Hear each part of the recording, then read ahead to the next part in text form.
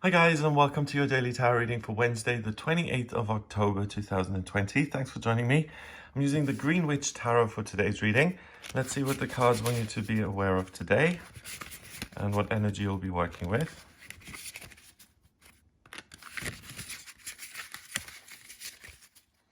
First card, we've got the Seven of Athames. That's the Seven of Swords. Then we have the Ten of Wands. And finally, the Queen of Wands in reverse. Okay, so the Seven of Athames, we've got this young man, he's coming home from the hunt and he's providing for his family.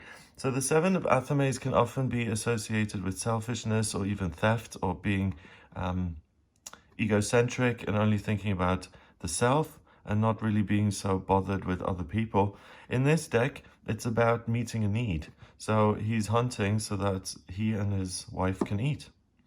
He has dangers involved in that, so he's not doing it for fun or out of cruelty. He's doing it so that they can survive living there in the woods. So sometimes a little bit of self-interest is a good thing, and today you're really thinking along the lines of what can I do to make my existence better and not just survive, how can I thrive? The next card is the Ten of Wands, and we can see this young woman struggling up the hill with all these wands on her back. And the Ten of Wands is exactly about that. It's about being bogged down, feeling like you're overwhelmed, you've got too much on your plate, and you're doing things for everybody else and not for yourself. It's just too negative. You're reacting to a situation rather than informing it and saying, this is what I want. And because you're trying to do everything, you can't really do one or two things right because you're spreading yourself so thin that you're giving yourself 10% to each area, and that's why you're suffering in each area. The saving grace is that you have it within you to kind of shrug off that burden and to say, who do I want to be? And by doing that, you can turn around the Queen of Wands here, and you, through experience and through listening to yourself, can say, actually, I have a choice here. I don't have to be controlled by my life circumstances. If I want to focus all my energy on one thing today, and I will. I'll put the 9 down, I'll carry this one to the top, and I might decide to come back down or I might not. And that's really within your right to decide what you're doing with your life. And to have self-interest is important because no one's going to think for you. No one's going to say, what is your dream job? How do you want to make your money? How do you want to live on planet Earth? Do you want to work at a local shop, or do you want to be a research scientist? No one is responsible for that part of your life, and that's why it's so important to have some sort of notion of where you're going and what it is you want to do. Because if you show up as a butcher or as a light expert, you know, people are going to treat you as the butcher or whatever you choose to be. They'll take your word for it. So unless you think about your life, your experience, what kind of makes you feel light, what makes you feel negative and heavy, what helps you transcend and makes you feel like, wow, there's some magic to this even. By looking at it that way, you're really able to make a lot of headway and to remember your own kind of inner light and this thing that was within you before you listened to society and all the things it told you you ought to be and before you conformed. So you're able to get back to the true you, and that turns this card around, the Queen of Wands, and she's really able to create a lot of beauty for herself and for other people. So your self-interest isn't selfish as such. You're thinking about your own needs, which you need to do if you want to make your path a little bit easier in life. And if you don't want to burden yourself unnecessarily, it's really up to you to do that.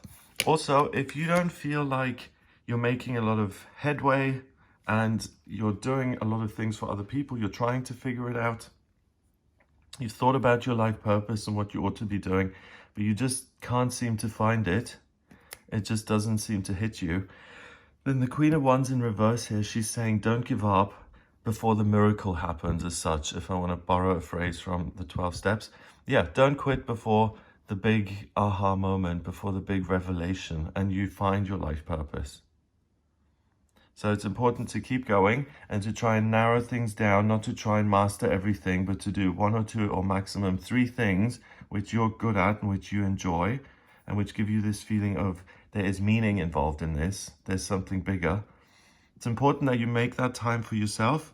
You're always going to have to take care of your needs, of other people's, but investing in the short term, in the sense of what do I want to do with my life in future, that is so important because, you know, if you spend 10 minutes thinking about that and you have a revelation and you become the Queen of Wands, a woman who does what it is she pleases in life and it works for her, then that is 5-10 minutes that's going to change the rest of your life.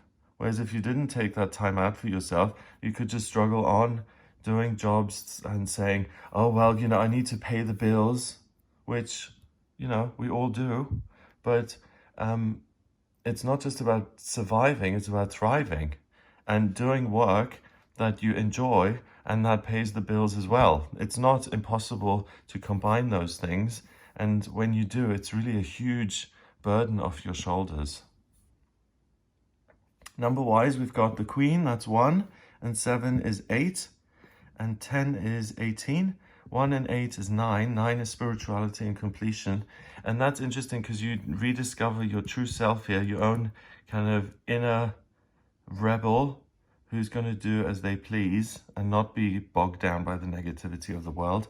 That gives you your confidence back to get something for yourself, to make things better for yourself, and you're really able to literally turn things around. So have an amazing day. If you would like a personal reading with me, please get in touch via my website. It's gregoryscott.com. On the front page, click on book your reading to order your reading with me. In my personal readings, I use the tarot, astrology, numerology, and my intuition. To draw up your astrology chart, I need your place of birth, date of birth, and time of birth.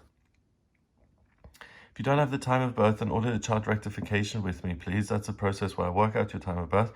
Once I have that, I can answer any questions you may have about life purpose or career or health or where to live or spiritual progress. Any questions you may have at all, we can look at. So if you're interested in that, then do get in touch with me via the website, gregoryscott.com.